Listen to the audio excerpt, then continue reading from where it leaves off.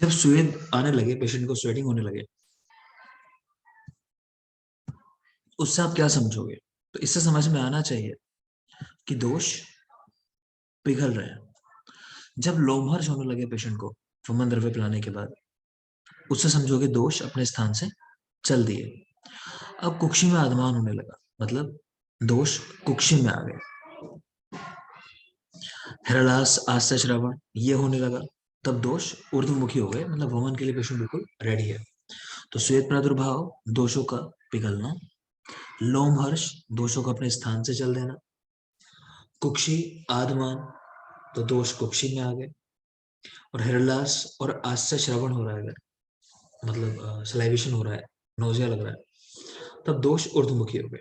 अब पेशेंट को जानू के समान ऊंची चौकी पर बैठा दो, उसके ललाट को पकड़ के सहारा दो, साइड से थोड़ा सहारा दो, नाभि प्रदेश पर पीड़न करने की बात कर रहे हैं, उपपृष्ठ पर उन्मर्दन कर रहे हैं, ऊपर की तरफ पीठ पे मर्दन करना है कि इजीली वॉमिटिंग हो जाए।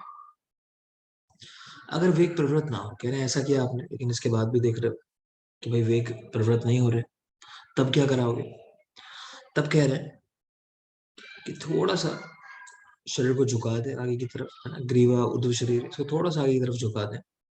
इसके अलावा सुपरिलिखित नख, केश, अंगुली, इनको गले में टच करके वॉमिटिंग इंड्यूस करानी है ना, गैग रिफ्लेक्स। उत्पल, कुमुद, सुगंधिक आदि जो ये फूल है, इनकी जो नाल है उसका गले पर स्पर्श कराना है, नालेर व कंठम अधिस्पर्श। तो ये सब ध्यान रखोगे। नेक्स्ट देखते हैं, आचार्य वाग्भट। उन्होंने बताया अगर आपने इन बातों का ध्यान नहीं रखा जो यहाँ कहा जा रहा है, तब क्या हो सकता है कि मान लो पेशेंट जो है ज्यादा उन्नत होके बैठ गया और ज्यादा उठ के बैठा हुआ है, तब क्या होगा? तो कह रहे हैं पृष्ठ में और हृदय में पीड़ा, पृष्ठ और हृदय पीड़ा। नेक्स्ट है अवनत बैठा है, तो सिर और कोष्ठ में पीड़ा। पेशेंट अवनत बैठा है, ज्यादा झुका हुआ बैठा है, तब सिर और कोष्ठ में पीड़ा। अगर पार्श्व में बैठा है, यानी कि एक साइड में होके बैठा है ज्यादा, तब क्या होगा? हृदय, कोष्ठ, पार्श्व और ऊर्ध्व जत्रुगत पीड़ा। हृदय, कोष्ठ, पार्श्व और ऊर्ध्व जत्रुगत पीड़ा। फिर बोल रहा हूं मैं, इसको याद कैसे रखना है वो देख लो ट्रिक। याद करने का तरीका ये है कि उन्नत बैठा है, मतलब उठ के बैठा हुआ है, तो हम इसके लिए सामने एक वर्ड लिख लेंगे। वर्ड लिखो, लिखो हब। जिसको डांट देते हैं ना, हब क्या है, वो लिखो हब यहाँ पे इसके सामने। तो कोई आपके सामने ज्यादा बन के दिखाए, मतलब उठ के बैठ रहे हो, तो आप डांट दोगे ना गुस्से में, उसको बोल दोगे हब। हब यानी हा से हृदय में पीड़ा और पा से पृष्ठ में पीड़ा, मतलब हृदय और पृष्ठ की बात आई है उन्नत बैठने पर। दूसरा है अवनत, कोई झुककर बैठा है, तो आप इसके सामने लिख लो सीख। होता है ना सीख, कोई चीज हम सीखते हैं, जो लर्न करते हैं, सीखने की जगह सीख लिख लो कि हमें ये सीख मिलती है, ऐसे कर सीख कर लो इसको। या अवनत को सिक कर लो कि सिक है, कोई व्यक्ति बीमार है, अवनत, तो यहाँ लिख लो सिक। सिक मतलब सिर में और कोष्ठ में पीड़ा। और पार्श्व, इसके सामने लिख लो हक पाजा। हक पाजा, ये किस तरह कोड है कि कोई व्यक्ति है, उसका अधिकार जब लेने की बात आई होगी तो वो हट गया होगा साइड से, उसने कहा नहीं मुझे चाहिए नहीं, छोड़ो। तो उसको कह रहे होंगे भाई ऐसा नहीं करते, कि हक पाजा, कि अपना हक जो है वो तुम्हें पाना है, कि जा अपना हक पाले, कहने का मतलब तो हक पाजा। हक यानी हा से हृदय, का से कोष्ठ, पा से पार्श्व और जा से जत्रुगत पीड़ा, ऊर्ध्व जत्रुगत। हक पाजा, हा से हृदय, का से कोष्ठ, पा से पार्श्व और जा से जत्रु। तो ये ध्यान रखेंगे। तो उन्नत बैठने पर पृष्ठ और हृदय में पीड़ा, अवनत बैठने पर सिर और कोष्ठ में पीड़ा, पार्श्व में बैठने पर तो हृदय, कोष्ठ, पार्श्व, ऊर्ध्व जत्रुगत पीड़ा। तो याद हो गया होगा, उम्मीद करता हूँ। नेक्स्ट देखेंगे। नेक्स्ट है वमन का आयोग। वमन जो है ठीक से नहीं हुआ, तब देखते हैं क्या चीज है। तो कह रहे हैं अप्रवृत्ति और कुतश्चित कहने का मतलब कि जब वमन ठीक से नहीं हो रहा तो इसमें या तो प्रवृत्ति नहीं हो रही दोषों की, या फिर कुतश्चित च, मतलब कि या फिर बहुत ही कम मात्रा में दोष बाहर निकल रहे हैं। और लिख रहे हैं केवलस्य व अप्य औषधस्य विभ्रंशो विबंधो वेगानाम अयोग लक्षणानि भवन्ति। तो या फिर ऐसा हो रहा है कि केवल औषधि ही बाहर आ रही है, दोष नहीं आ रहे बाहर, ठीक है ना। वेगों का विभ्रंश हुआ तो वेग ठीक से नहीं आ रहे, विबंध हो जाना। तो ये सारे के सारे लक्षण जो हैं ये आपके हुए वमन अयोग के। तो रटना नहीं है इसको, ये समझ में आना चाहिए, तो ऐसी बात है कि वो ठीक से वमन नहीं हुआ तो दोषों की प्रवृत्ति नहीं हुई, या फिर सिर्फ मेडिसिन बाहर आ रही है, ये बात। सिद्धि एक में चरक ने ही और कुछ लक्षण बताए हैं। स्फोट, कोट, कंडो, हरत खा अविशुद्धि गुरु गात्र त्वचा। स्फोट, कोट, कंडू, हृदय और खा का मतलब होता है श्रोतस, इनकी ठीक से शुद्धि ना होना और शरीर का भारी रहना, ये भी समझ आ जाना चाहिए, ठीक है। और देख रहे हैं आचार्य सुश्रुत ने कफ का प्रसेक होना बताया वमन के अयोग में। कफ का प्रसेक पीछे मैंने आपको पढ़ाया था, शिवानी, शिवानी शर्मा,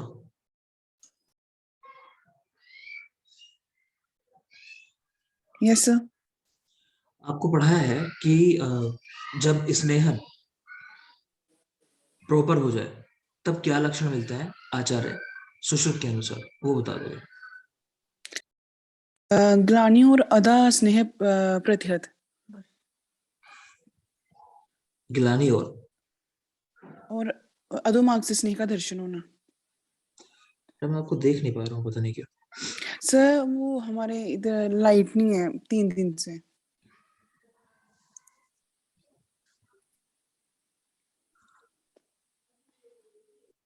देखो चलो आगे।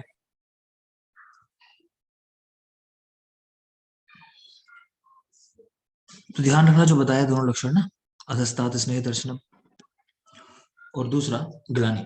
खैर यहाँ दिख रहा है, यहाँ है वमन जब प्रॉपर ना हो, स्फोट, कोट, कंडू, हरत खा विशुद्धि गुरु गात्र त्वचा। और देख रहे हैं सुश्रुत ने कहा कफ का प्रसेक होना, देख लोगे इनको। नेक्स्ट चलेंगे सम्यक भवन, बहुत जरूरी नहीं है ये भी, जैसे मैंने कहा सम्यक भवन देखो। काले प्रवृत्ति ना अति महती व्यथा, यानी समय पर प्रवृत्ति हो, दोष जब प्रवृत्त होने चाहिए तब प्रवृत्त हो रहे हैं, ठीक है। दूसरा ना अति महती व्यथा, देखो जब कोई भी इस तरह का उपक्रम होता है, मान लो किसी को वमन बहुत सारे हो जाएं या विरेचन बहुत सारे हो जाएं, तो कहीं ना कहीं थोड़ी बहुत तकलीफ तो होगी, लेकिन कह रहे हैं कि ना अति महती व्यथा, ठीक है। मतलब कोई ऐसा नहीं कि बहुत ज्यादा कष्ट लगेगा आपको वमन करने में। यथा क्रमम दोषणम स्वयं चा स्थानम इति, कहने का मतलब है दोष जो है अपने आप ही उनका हरण होता है, ठीक से जो क्रम है उस क्रम में होता है। और उसके बाद अवस्थान यानी कि रुक जाना, जितना कराना चाहिए वमन उतना हो जाता है। तो ये पहचान है सम्यक वमन की। नीचे क्रम भी लिख दिया है चक्रपाणी के अनुसार, कि अगर आपको ना पता चल रहा हो कि क्या क्रम होता है तो यहाँ देख पा रहे हो। पहले कफ दोष आता है, फिर पित्त, फिर वायु, ठीक है। तो ये क्रम है चक्रपाणी ने दिया, पहले कफ, फिर पित्त, फिर वायु, इसको याद रखोगे। नेक्स्ट देखो, नेक्स्ट लिख रहे हैं आचार्य सुश्रुत के अनुसार। उनका क्रम क्या है, पहले प्रसेक हो रहा है, फिर औषध बाहर आ रही है, फिर कफ बाहर आ रहा है, और लास्ट में पित्त बाहर आ रहा है। आचार्य सुश्रुत के अनुसार पहले प्रसेक यानी बहुत ज्यादा सलाइवेशन हो रहा है, उसके बाद औषध बाहर आ रही है, फिर कफ और फिर पित्त। प्रसेक, औषध, कफ और पित्त। और देख लोगे यहां पर क्रम लिखा हुआ है, कितने कितने दोष बाहर आते हैं। तो लिखा है प्रस्थ, अर्ध आढ़क और आढ़क, मृदु, मध्यम और तीक्ष्ण। ये वमन में पढ़ाया था ना आप लोगों को, करेक्शन तो नहीं कराया था ना। वो मन के ही है सर। ठीक है। तो मुझे क्योंकि ऐसा लग रहा है कि विरेचन के तो नहीं थे क्या? एक मिनट रुक जाओगे चल ना। के 4-2-3 4-2-1 है सर, 4-3-1 नहीं सुश्रुत ये एक चीज के बताए नहीं है, वो कोई से एक मैंने गलती से ना लिख सुश्रुत दिया। के हैं। अच्छा एक मिनट रुका, बने रहोगे, फिर बोल रहा हूँ मैं। ये जो सुश्रुत का क्रम देख रहे हो ना, क्रम तो ठीक है कि पहले प्रसेक होता है यानी कि सलाइवेशन होता है, उसके बाद औषधियां बाहर आती है, फिर कफ बाहर आता है, उसके बाद पित्त बाहर आता है, क्रम में कोई समस्या नहीं है। लेकिन ये जो नीचे मात्रा लिखी हुई है ना, इसको ठीक कर लो कि जो मात्रा है ये विरेचन की है, आपको ये लिखना है प्रस्थ, आधा अढ़क और एक आढ़क। जो मात्रा है प्रस्थ, आधा अढ़क और एक आढ़क, इसको अगर प्रस्थ में लिखना चाहो तो एक प्रस्थ, दो प्रस्थ, चार प्रस्थ, इस तरह करके एक प्रस्थ, दो प्रस्थ और चार प्रस्थ। तो ये मात्रा जो है विरेचन की है, वमन की नहीं, ध्यान रखोगे, ठीक है। तो ये करेक्शन था। आगे देख रहे हैं, वमन द्रव्य औषधि निकल जाने के बाद आपको देखना चाहिए, मतलब अगर आप उसका वेट कर रहे हो कि भाई कितना अमाउंट बाहर आया, तो कह रहे हैं औषधियां जब निकल जाएं, जो आपने औषधियां पिलाई थी ड्यूरिंग कोर्स पेशेंट को, तो वो औषधियां निकल जाए उसके बाद काउंट करोगे। इसी तरह विरेचन के लिए लिखा कि विरेचन कब काउंट करना है, जब 2 से 3 वेग हो जाए उसके बाद जो मात्रा है उनको काउंट करोगे। तो वमन द्रव्य औषधियां निकल जाने के पश्चात और विरेचन द्रव्य 2 से 3 वेग के पश्चात। आगे देखो, ये पॉइंट जरूरी है हमारे लिए, वमन का अतियोग होने पर क्या लक्षण मिलता है। इसमें भी ये जो रक्त चंद्रिका देख पा रहे हो, वमन अतियोग, तो फेनिल रक्त चंद्रिकोपगमन, यानी कि फेन मिला हुआ रक्त बाहर आता है, ठीक है। तो फेनिल रक्त चंद्रिकोपगमन, बिल्कुल ध्यान रखोगे। यही देख पा रहे हो चरक सिद्धि 1, वहां कह रहे हैं तृष्णा, मोह, मूर्छा, अनिल कोप, अनिद्रा, बल हानि। तो ये सारी चीजें जरूरी नहीं है, पूछा यही जाता है रक्त चंद्रिकाएं किसका लक्षण है, तो वमन के अतियोग का, ये बिल्कुल ध्यान रखोगे, वमन अतियोग रक्त चंद्रिकाएं दिखाई देना। नेक्स्ट देखो,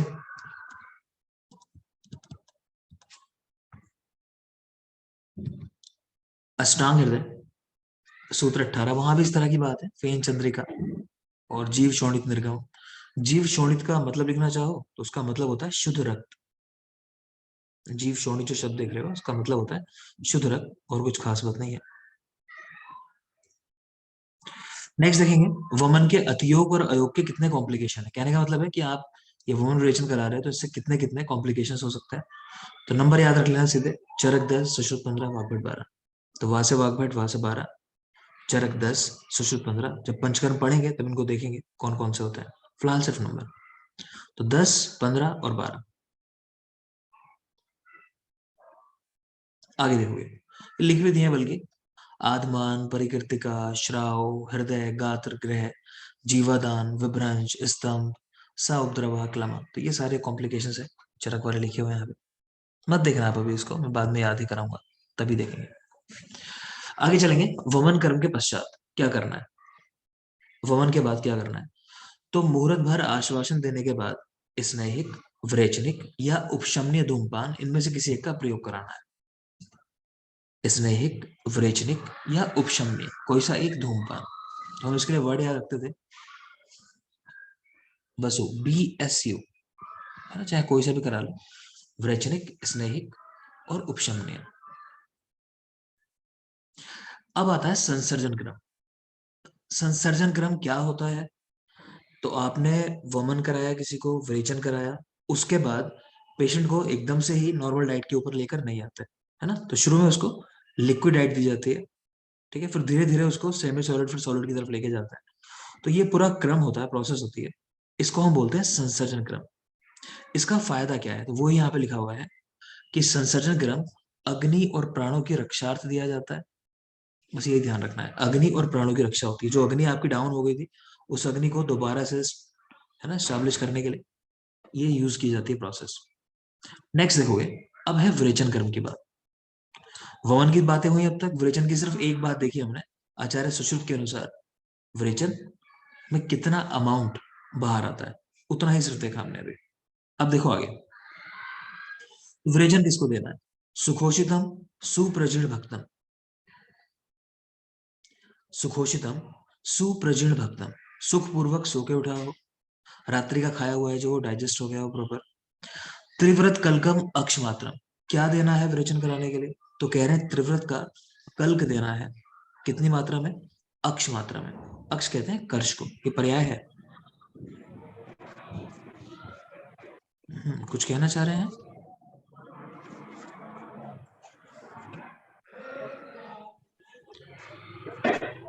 ये वायलेट नाम से ज्वाइन है, माइक ऑफ कर लोगे।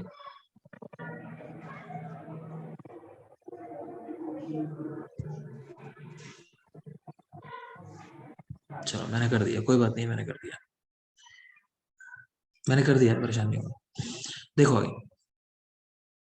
तो सुखोषितम सुप्रजन भक्तम त्रिव्रत कलकम अक्षमात्रम, और प्लस ये कह रहे हैं कि विरेचन कर्म में इसमें धूमपान वर्जित है, धूमपान नहीं कराया जाता विरेचन के बाद, जस्ट धूमपान वर्जित है, ये भी याद रखोगे। तो सुखपूर्वक सो के उठा हुआ व्यक्ति, उसको त्रिव्रत कल्क देना है अक्ष मात्रा में, धूमपान नहीं कराना इस प्रोसेस के अंदर, ये भी याद रखना है। और देखो आगे, चरक सिद्धे स्थान, वहां पर ऐसा लिखा हुआ है कि वमन विरेचन आदि कर्मों के बीच बीच में स्नेहन स्वेदन कराते रहना चाहिए, और इन कर्मों के अंत में स्नेहन कराते हैं। ये बहुत जरूरी बात है। वमन विरेचन जब आप करा रहे हो, इनका मतलब किस चीज से बता देता हूँ। इनका मतलब है, जो हम बात करते हैं भाई, पहले की वमन करा दिया, फिर विरेचन दे दिया, फिर बस्तियां दे दी, तो अगर आप इस क्रम को फॉलो कर रहे हो, तो पेशेंट को सारी चीजें करा रहे हो, पंचकर्म करा रहे हो, तो कह रहे हैं ऐसा नहीं कि स्नेहन के लिए आपने एक बार कराया था, सॉरी, ये मान लो वमन के लिए आपने एक बार कराया था स्नेहन स्वेदन, तो आप एंड तक मान के चलो हम तो करा चुके, नहीं, आपको हर प्रोसेस के बाद दोबारा से कराना है स्नेहन स्वेदन, ये मतलब है इस बात का। ठीक है, क्यों कराते हैं उसका रीजन है, आप जैसे देखोगे प्रमेय चैप्टर है, प्रमेय वाले चैप्टर में बताया हुआ है कि जब आप पेशेंट को उसका संशोधन करा दो, तो उसके बाद क्या कराना चाहिए, तो वर्ड लिखा हुआ है, लिख लो, परितर्पण परितर्पण, परितर्पण लिख लेंगे, परितर्पण कराता है, परि, ठीक है, परितर्पण मतलब क्या होता है, दोबारा से जो धातु है, मान लो कि धातुओं का क्षय हुआ है, उसको पूरा करना जरूरी होता है। सेम चीज जैसे हम लोग देखते हैं कि प्रसूता स्त्री जो होती है डिलीवरी के बाद, उसके लिए भी ऐसे कहा गया कि उसमें भी आपको संतर्पण कराना है। बल्कि वाग्भट ने एक शब्द दिया कि प्रसूता किसके योग्य है, तो शब्द लगाते हैं आंसर हम, ब्रिंगण ब्रह्मण, ब्रिंगण ठीक है ब्रिंगण ना, तो वहां भी ब्रह्मण लिखा हुआ है। तो कोई भी आप प्रोसेस करा रहे हो ना, हमारे यहाँ इस तरह का कोई भी प्रोसेस है जिसमें शरीर को तोड़ने का काम किया जाता है, तोड़ने का मतलब शरीर घटाने का काम किया जाता है, उसके बाद ये ब्रह्मण कराना एक नॉर्मल सी प्रैक्टिस है, तो ये हर जगह है, तो यहाँ भी याद रखो। तो कह रहे हैं वोमन विरेचन आदि कर्मों के बीच बीच में स्नेहन स्वेदन कराया। अब क्योंकि सारे कर्म करने के बाद पेशेंट बिल्कुल लीन थीन हो गया होगा, ऐसा मान के चलते हैं, तो क्या कराओगे एंड में आके स्नेहन कराओगे दोबारा से। लीन थीन से ये नहीं समझोगे, मैं कहना चाह रहा हूँ कि सभी पेशेंट पतले हो जाते हैं, मतलब ये कुछ ना कुछ तो लॉस हुआ ही होगा शरीर से, तो उसको कंपनसेट करने के लिए आगे चलते हैं। नेक्स्ट है संशोधन कर्म। संशोधन कर्म तो कह रहे हैं मलापहम रोगहरम बलवण प्रसादनम पीतवा संशोधनम सम्यक आयुषो युज्यते चिरम। श्लोक इस तरह से थोड़ा सा लिखने में गड़बड़ हुई है। ये चैप्टर के एंड में अगर आप देख पा रहे हो, ये श्लोक नंबर 22 है, 22 नंबर श्लोक। इसका थोड़ा सा रेफरेंस याद रखना और कुछ नहीं, कि किसके लिए कहा गया या किस चैप्टर में आई ये बात। तो कह रहे हैं यहाँ पर कि संशोधन करने से क्या हो जाता है, संशोधन मलों को हरने वाला है, रोगों को हरने वाला है, बल बण को बढ़ाने वाला है। और पीतवा संशोधनम, जो व्यक्ति संशोधन का पान करता है वो सम्यक आयुषा युज्यते चिरम, कि एक स्वस्थ जीवन जीते हुए लंबी आयु रहते हैं, है ना, तो लंबे समय तक जीते हैं, वो भी कैसे, स्वस्थ फॉर्म में। तो इस श्लोक का रेफरेंस हल्का सा माइंड में रखोगे तो बेहतर रहेगा। नेक्स्ट देखोगे चैप्टर नंबर 16। इस चैप्टर के बारे में भी थोड़ी बहुत बात हो चुकी है हमारी, खासकर एक सिद्धांत जिसको हम लोग बोलते हैं, बोलो, भावापरमवाद स्वभाव परमवाद, स्वभाव उपरमवाद ठीक है और ना, तो चिकित्सा की परिभाषा। ठीक है, तो स्वभाव परमवाद है, प्लस एक जो बता रहे हैं चिकित्सा की परिभाषा है, या भी क्रिया भी जानते वाला श्लोक वो है यहाँ पर। और आप जानते हो कि विनाश में कारण कौन होता है, या उपरम में कारण कौन है, कोई कारण कुछ भी नहीं। उपरम में ठीक कोई है, कारण नहीं, स्वभाव ठीक है, तो स्वभाव ही कारण है स्वभाव अपने आप में, मतलब कोई कारण नहीं है, कहने का मतलब ये हुआ। ठीक है, देखते हैं, चलो ठीक है बेटा, वन बाय वन देखना शुरू करते हैं चीजों को। तो चैप्टर का नाम लिखा है चिकित्सा प्राभर्तीय अध्याय। एक लिखा है यहाँ पर वैद्यमानी, वैद्य के लिए शब्द आया है, कुछ लोग होते हैं वैद्यमानी, खुद को वैद्य मान लेते हैं, श्लोक नंबर 4। तो इसका मतलब होता है मूर्ख वैद्य, है ना, वैद्य मान के चल रहे हैं नहीं। आगे देखो ये लिखा हुआ फिर सम्यक वृत्त का लक्षण, जिसको ठीक से विरेचन हुआ तो क्या कैरेक्टर्स आएंगे, तो श्लोक नंबर 5 और 6। वहां ये बातें लिखी हुई है, तो देख लोगे। दौर्बल्य, लाघव, ग्लानि, व्याधि नाम अणुता, रुचि, हृद वर्ण शुद्धि, शुद्ध तृष्णा काले वेग परिवर्तनम, बुद्धि इंद्रिय मन शुद्धि, मारुतस्य च अनुलोमता, काय अग्नेश च अनुवर्तनम। ठीक, शब्द को ठीक कर लिया करो, कुछ यहाँ जैसे गलतियां हैं अभी भी रह गई हैं, प्रिंटिंग मिस्टेक कुछ, ठीक कर लिया करो अपने आप। तो बेटा लिखा है दुर्बलता होना, लघुता शरीर के अंदर, देख लो सम्यक विरेचन हुआ है उसका कैरेक्टर है, कोई गलत वो नहीं है कि अधिक विरेचन हो गया हो, है ना, इस तरह का नहीं है, सम्यक होने पे ही है। दुर्बलता, लघुता, गिलानी, व्याधि जो है वो अणु हो गई, छोटी हो गई, ठीक है। रुचि, चीजों में इंटरेस्ट बढ़ रहा है खाने पीने में। हृदवर्ण शुद्धि, भूख प्यास का लगना। काले वेग परिवर्तनम, सही समय पर वेग परिवर्तित हो जाता है। बुद्धि इंद्रिय मन शुद्धि, ये सब शुद्ध हो गए। वायु का अनुलोमन हो जाना, और काय अग्नि का अनुवर्तन होना, ये सारे कैरेक्टर्स हैं सम्यक वृत्ति के, तो बिल्कुल ध्यान रखोगे। आप लोगों को मैंने पढ़ाया होगा, मैं इस श्लोक का मतलब बोल रहा हूं हिंदी में और मुझे बताओगे। Shilpa,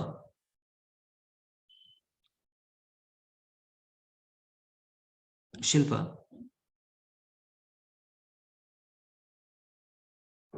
yes sir. बेटा इतनी देर क्यों लगती है और कैमरा भी ऑन नहीं है?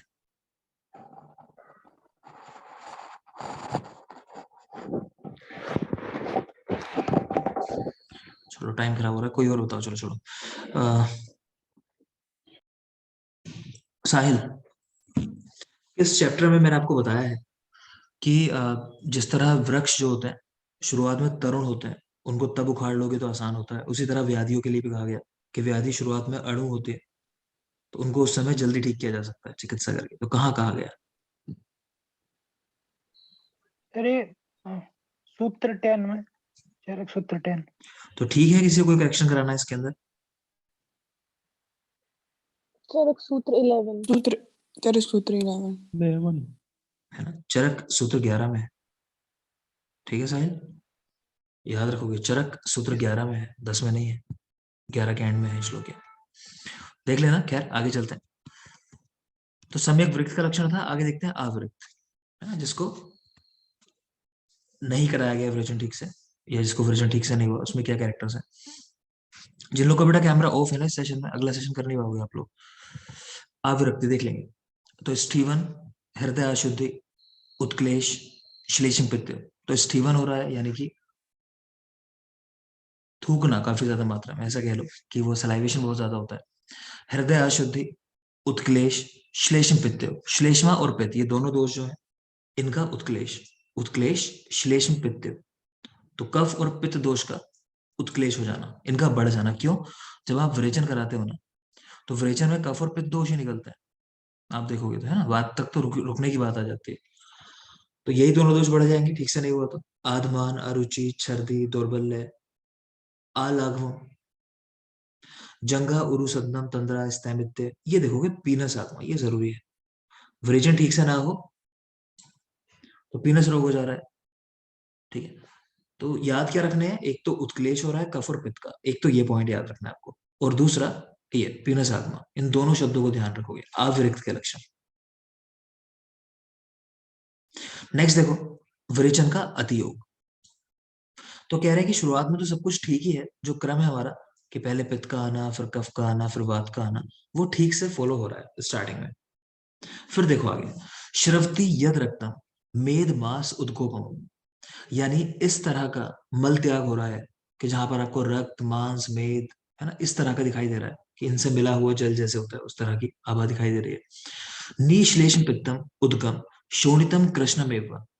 तो जो उदक भी आ रहा है, या कह लो जो मल बाहर आ रहा है, उसमें ना तो श्लेष्मा है ना ही पित्त है। क्यों? वो तो निकल चुके जो भी थे, ठीक है। और वर्ण कैसा है?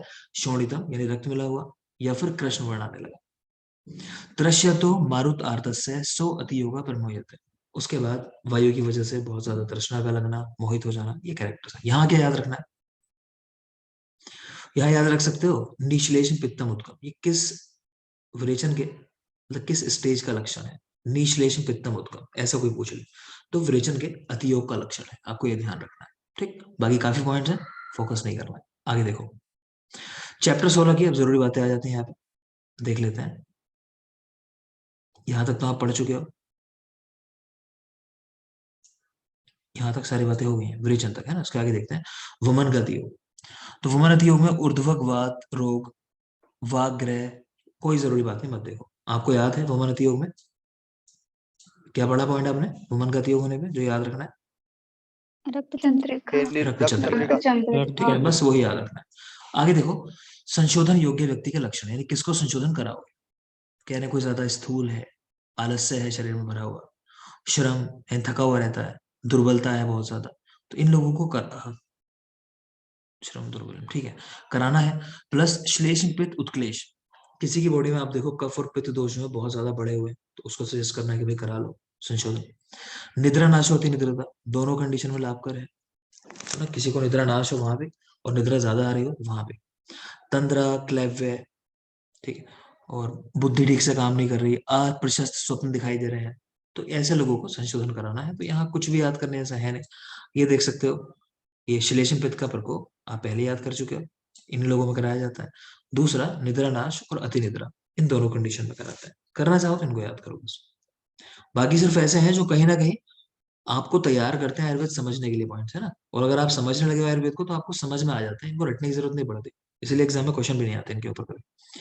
आगे देख रहे हो संशोधन के लाभ क्या हो रहा है। तो कह रहे हैं काय अग्नि अभिवर्तते, प्रकृतिश्च अनुवर्तते, जराम कृच्छेण लभते, चिरम जीवते अनाम है, तस्मातम संशोधनम काले युक्ति युक्तम पिबेनरा।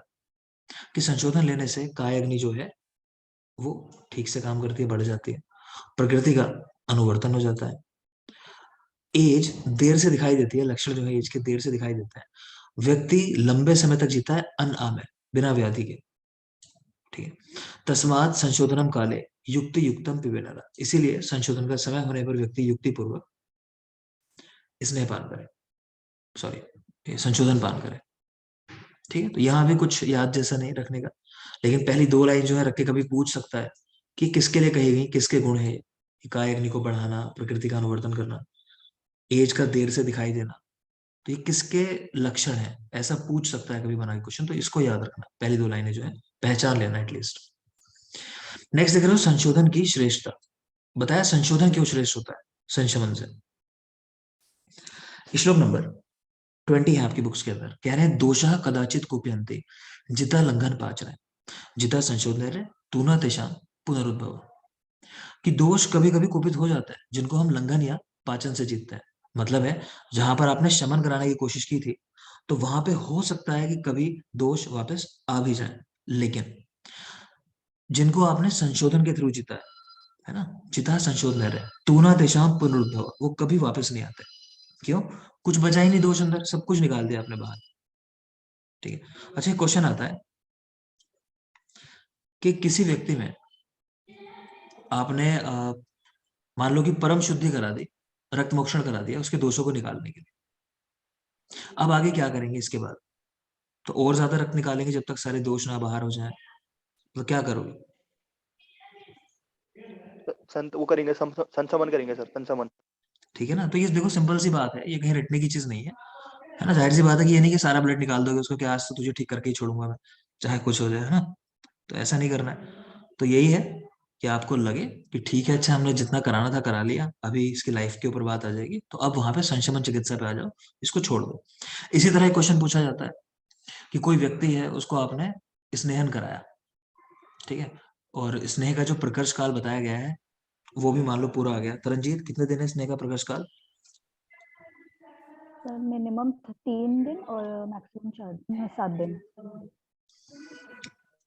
ठीक है 3 दिन कम से कम, अधिक से अधिक 7 दिन, ठीक है। तो ये स्नेह का प्रकर्ष काल है। तो अगर मान लो इतना टाइम भी हो गया और पेशेंट में लक्षण नहीं दिखाई दे रहे स्नेहन हो जाने के, तो अब क्या करना है ये पूछ लेता है। आप स्नेहन करा रहे थे, नहीं दिखाई दिए लक्षण, अब बताओ क्या कराओगे। दोबारा मात्रा के अनुसार देंगे सर। दोबारा मात्रा हो उसको ध्यान रखने का। फिर से है ना, स्नेहन तो कराना। फिलहाल क्या है डिसकंटिन्यू कर देना, कहने का मतलब, ठीक है। तो डिसकंटिन्यू करके दोबारा से इस प्रोसेस को शुरू कराना है, ठीक है। तो याद रखना ये सिंपल क्वेश्चन है, और मतलब लॉजिकल क्वेश्चंस होता है और गड़बड़ हो जाती है।